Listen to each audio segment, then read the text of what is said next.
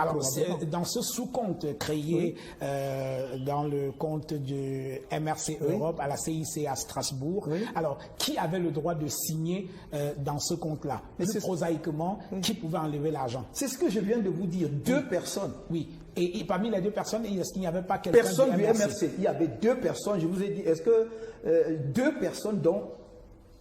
Deux personnes. Nous allons donner la parole à quelqu'un qui est le régional, donc le big boss du MRC Europe, afin qu'il nous donne 2-3 explications sur ce que nous faisons ici.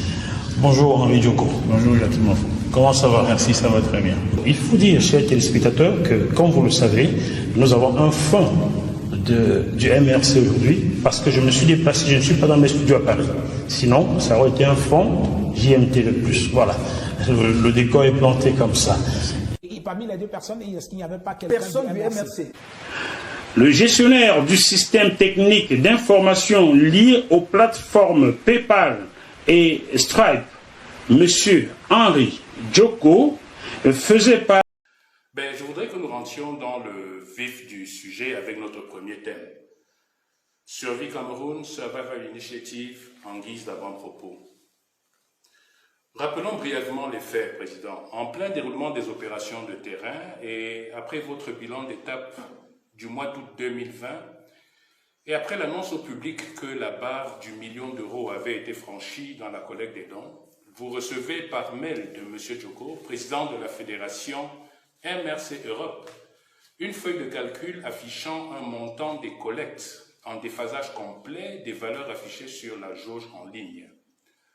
Nous rappelons qu'à l'occasion d'un précédent talk que vous aviez déjà retracé le cours des événements. Mais pouvez-vous quand même, Président, pour que tous ceux qui nous suivent aujourd'hui soient au même niveau d'information que nous, revenir très rapidement sur ces faits-là? C'est-à-dire que, bon, vous les journalistes et tout ça, vous aimez toujours tourner le couteau dans la plaie, enfin ce qui n'est d'ailleurs pas plaie. Vous revenez sur des événements, peut-être que parce que vous croyez pouvoir opposer les gens. Moi, je ne suis pas dans une querelle de personnes. Vous voyez ce que je veux dire? Tout à fait. Je ne suis pas dans une querelle de personnes, mais il est important, parce que ça aussi, ça fait partie du devoir de transparence que nous... enfin, c'est partie de mes principes, hein, c'est-à-dire être transparent, être crédible. On a un devoir vis-à-vis de l'opinion, vis-à-vis du public. Alors, je suppose que quand vous me posez la question, vous êtes en train, en fait, de faire écho de ce que les gens demandent. C'est pour ça que je veux me plier à cette exigence-là. Parce que si ce n'était que moi, je ne serais pas rentré, et vous pouvez être sûr que je ne rentrerai pas dans une querelle de personnes. Je ne nage pas dans la boue, je nage dans les eaux claires. Vous voyez ce que je veux dire? Voilà. Je ne nage pas dans la boue, je nage dans les eaux claires. Mais comme vous l'avez déjà rappelé, au mois de février, j'explique comment j'apprends le 30 septembre par un mail de M. Djoko Henri, en fait, qui envoie le mail. En fait, le mail a comme pièce attachée un fichier. Il n'y a aucun commentaire. Et là, j'ouvre le mail, j'ouvre le fichier, je veux dire, et le fichier me dit qu'on a reçu 800 000 euros. Et 800 000 et quelque chose d'euros. Je crois que c'était 807 000, quelque chose comme ça. Naturellement, les gens qui disent que, voilà, c'est SCSI qui gère le compte, je pense très bien que Djoko n'avait pas besoin de m'envoyer ce mail si lui, il était au courant que c'est le SCSI qui reçoit l'argent. Tout à fait, tout à fait, oui. C'est-à-dire que si SCSI reçoit l'argent, il n'a pas besoin d'une tierce personne pour lui dire ce qu'il y a dans son compte. Les auditeurs étaient là pour ça, ils devaient le savoir. S'il me l'envoie, c'est bien parce qu'il sait que c'est lui, n'est-ce pas, son compte qui reçoit de l'argent, n'est-ce pas, qui reçoit de l'argent, et c'est par lui que je vais savoir le montant d'argent qu'on a reçu. D'ailleurs, entre parenthèses, je tiens à vous dire tout de suite que je ne parle que de l'argent. Là, quand je parle d'argent, je parle des sommes recueillies par les plateformes. PayPal et Stripe. C'est-à-dire l'argent qui est reçu soit par chèque bancaire, virement bancaire, ainsi de suite, ne peut pas venir à SCSI n'ayant pas de compte.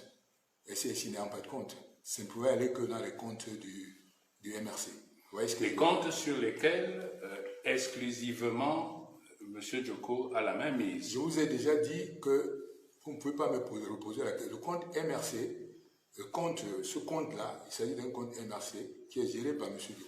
C'est tout. Ça, c'est une vérité. Je ne veux pas insister là-dessus. Je ne sais pas pourquoi vous revenez toujours. Mais peut-être c'est pour la clarification. C'est pour la clarification. Ok, très bien. Donc ce compte est géré par M. Djoko et c'est un compte MRC. C'est lui qui reçoit de l'argent. Donc même si un chèque arrive là-bas, je ne peux pas le savoir. Comprenez ce que je veux dire? Si un virement bancaire qui arrive là-bas au nom de SCSI, je ne peux pas le savoir. C'est lui qui a la latitude de me l'envoyer, n'est-ce pas, ou de ne pas me l'envoyer. Comprenez ce que je veux dire? D'accord. Voilà ce qui doit être clair. Et je dis ceci, quand je constate cela, Maurice Kamto est déjà séquestré. Je constate bien que ce courrier, ce mail, n'est pas mis en copie à Kamto. Il est mis en copie aux deux auditeurs et moi. Enfin, il m'est envoyé avec copie aux deux auditeurs. Moi, en répondant à Djoko, je mets en copie Maurice Kamto. Vous comprenez? Et ça doit être le 1er octobre. D'accord? Parce que moi, je reçois le mail de Djoko le 30 septembre. Et je dis à Djoko, mais est-ce qu'il a conscience de la gravité de cet événement-là? Par rapport à ce que moi j'ai annoncé, le 22 août, ce que tout le monde voyait sur les plateformes, sur les jauges, 1,1 million et quelque chose d'euros, n'est-ce pas? Et que là, il y a un écart de plus de 300 000 euros, vous voyez ce que je veux dire? Tout à fait. Et je l'envoie à Kamto. Lorsque Kamto reçoit ce mail, il le lit et je l'appelle. Il me dit, mon frère, c'est pas ce qui devait m'arriver. Je parle de lui, c'est-à-dire je ne parle pas de moi. Exactement, c'est pas ce qui devait m'arriver dans la situation où on est. Je lui demande, mais tu ne l'avais pas dit? Il me dit non. D'accord? Il ne te l'avait pas, il me dit non. Ok. C'est là où nous entreprenons des échanges. D'accord? Nous entreprenons des échanges et je dis, la seule façon de préserver la crédibilité et l'intégrité de toutes les personnes impliquées dans ce dossier, n'est-ce pas, est de commettre un audit indépendant. Et je pense que tout le monde est d'accord là-dessus. Je vous dis aussi cela pourquoi? Parce que toute ma vie, ma relation avec les gens est basée sur la confiance. Une confiance fondée sur la transparence, l'intégrité, la sincérité, le respect de l'autre et le respect du public. Je pense que c'est ce que vous vivez avec moi.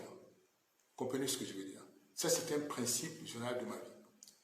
Et la lutte que nous menons aussi, pour moi, est fondée sur ça. Je ne fais pas un double jeu.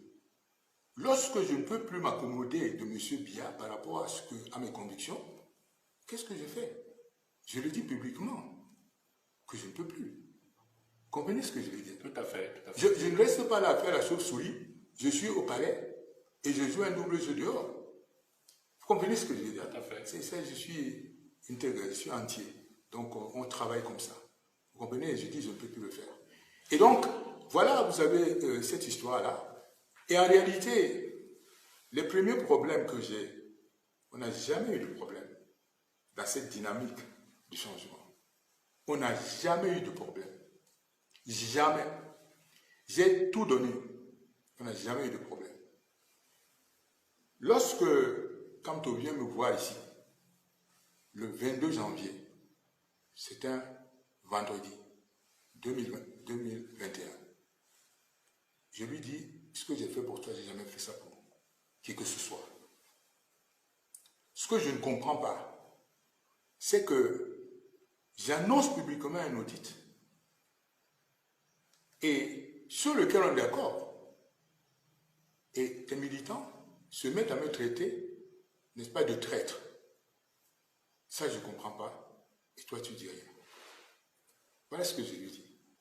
Mais ça, c'est ma franchise par rapport à mes principes. Je comprenais ce que je veux dire. Tout à fait. Ça, c'est déjà la première chose que vous allez noter dans une relation de confiance qui est fondée sur ce que je vous ai dit tout à l'heure. Voilà. C'est ça que vous devez savoir. J'apprends aussi que des gens qui disent que mais ils ont un abus de langage. il m'a nommé quitus de gestion. Je demande, mais enfin, il m'a nommé en tant que qui?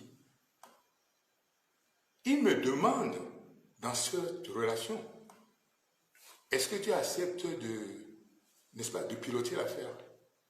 J'en ai les compétences, j'ai passé toute ma vie avec le projet, celui-là ne représente rien par rapport à ce que je dois faire. D'accord? Et j'accepte de le faire. Pas quelqu'un qui me nomme, me nommera à quel titre? Je pose la question, il me nommerait à quel titre? À partir de quel pouvoir? Je suis un allié. Comprenez ce que je veux dire? Tout à fait, à ce moment-là. tout à fait. Et je m'investis au-delà de tous les alliés qu'il a pu avoir. Chacun peut en témoigner. Vous comprenez ce que je veux dire?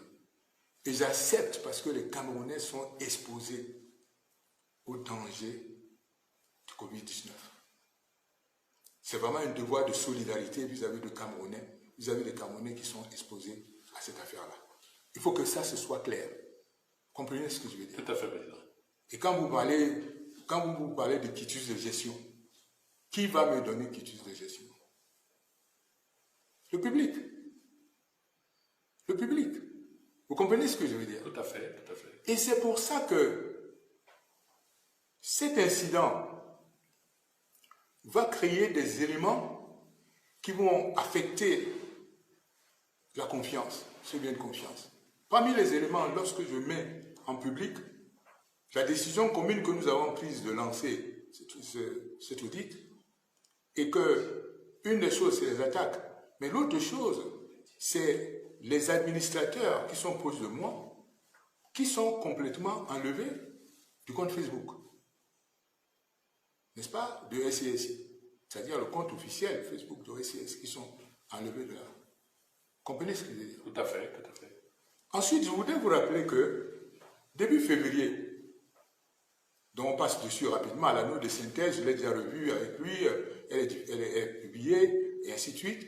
Mais je voudrais vous rappeler que, ensuite, lui, Maurice Kamto, fait un discours. Et en fait, qui clôture SCSI. Qui clôture l'activité de SCSI. Je ne suis pas au courant. Mais ça ne me fait rien. Comprenez ce que je veux dire? Je note simplement un nombre de choses. Mais ça ne me fait rien. Ça, c'est petit par rapport à la cause que nous défendons. Comprenez bien ce que je veux dire? Ça, là, c'est petit par rapport à la cause que nous défendons. Sauf que, ce n'est pas lui qui le fait. Lui, il a annoncé qu'il a clôturé ceci et qu'éventuellement, il va prendre un Seigneur et ainsi de suite. Mais là, dès le lendemain, les auditeurs se rendent compte qu'ils ne peuvent même plus avoir accès au compte SCSI. Parce que le propriétaire du compte principal les a chantés, ça a coupé. Comprenez encore une fois. Donc, le propriétaire du compte principal qui est le MRC. Qui est le MRC, ça va être sûr.